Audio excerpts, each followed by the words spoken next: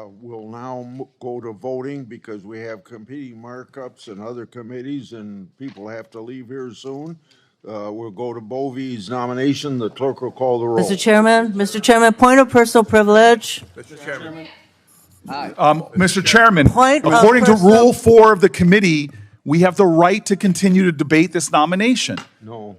I'm invoking Rule 4 of the committee. We have the right to debate this nomination. You're And out of order. I'm seconding Mr. Senator Chairman. Booker's demand for a vote on his request to hear from the whistleblower. Mr. Chairman, you should at least acknowledge my Rule 4 point of order. You're out of order. I don't understand this. What are you afraid of about even debating this? by proxy- Putting things on the record, hearing from every senator, dear God, that's what our obligations are. It's to state our reasons for debate.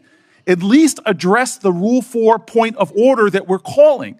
There's no need to rush this. What are we afraid of?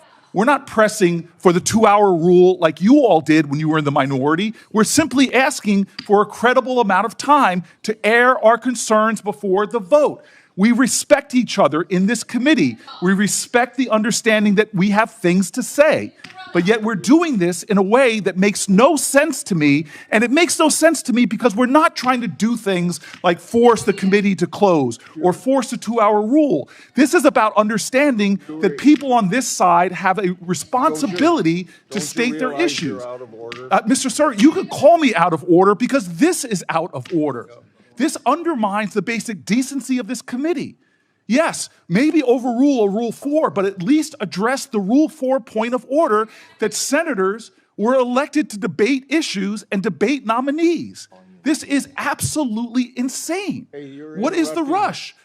Sir, I am interrupting because you're interrupting a regular point of order. At least address my point of order. I have the right to do that by the rules of this committee. If you want to overrule the rules of committee, then do so. But this is not in any way in order. You are obligated to address a point of order according to the rules of this committee. You could overrule me by a Senate vote. You're violating your own rules. The parliamentarian has been clear about this. The parliamentarian has been clear. You could overrule the point of order I'm doing, but you have to follow the precedents and procedures of this committee.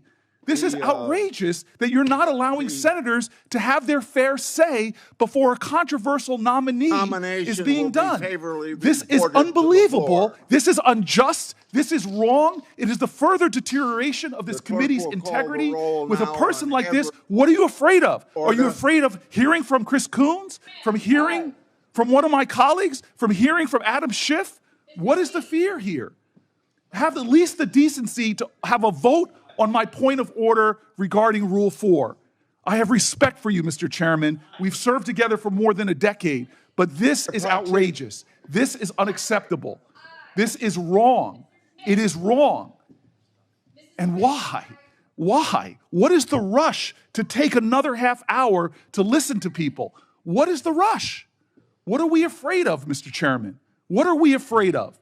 I do not understand why senators can't debate a nominee as we've done when both sides have been in the majority to take the time. What is the thing that you are so afraid of from hearing from my Senate colleagues?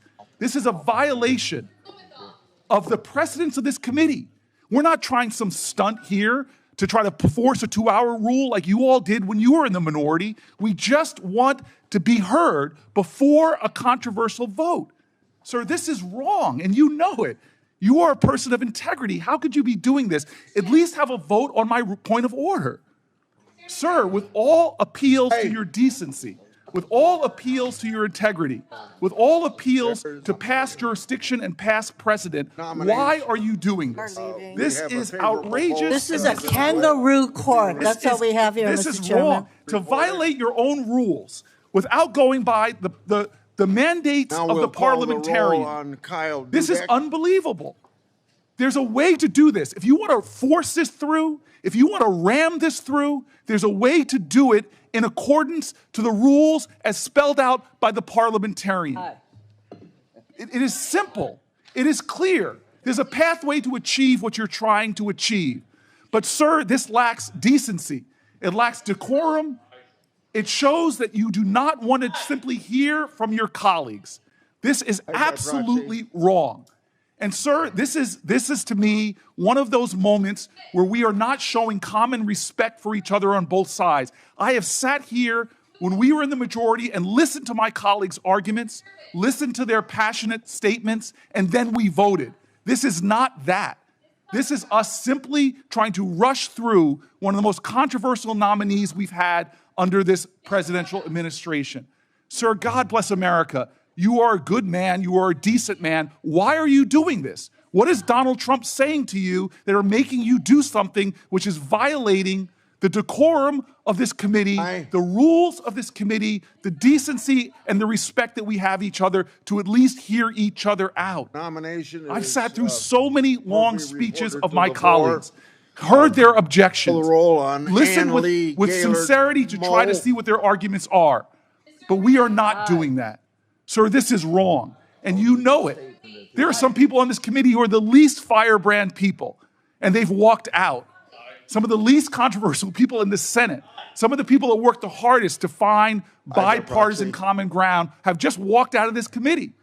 And you don't even seem to care, but I know you do. I know your heart, Senator Grassley. This is wrong. I know the kind of person you are, and you know this is wrong. This is not necessary. What is another half an hour to allow senators to be heard? It's what the Constitution mandates. It's the ideals of the United States Senate. The world's most deliberative body should take a decent amount of time to deliberate. But here we're not doing that. Here we are jamming this through with some sense of false urgency. It's one thing not to hear from whistleblowers. It's another thing not to hold another hearing. But to not even allow my colleagues to have their moment to speak against this justice is just wrong. And I know you know this. I know you know this. The only time this rule has ever been overturned by both parties was done when one minority was trying to pull some stunt to stop the committee from hearing. This is not that. This is not the 2-hour rule. This is a basic element of the ideals of this committee, sir. It is the basic understanding of having debate and deliberation. It's a basic understanding of we can listen to each other even if we disagree, that we should have time and space and a forum to listen. Sir, this is just wrong in every way. It is wrong in every single way. This is an abuse of power. It's an undermining of the well-being and the integrity of this Senate and this committee that I for so long I've been so honored to be a part of. This is wrong, sir, and I join with my colleagues in leaving. This is a sham. Vote. This is wrong. We'll report. We're better than this. Pratt to the floor. Now we'll have to vote on these nominees for U.S. Attorney because we don't have enough people on the other side, so we can't do it by voice vote. So the clerk will call the roll on Kurt Alme.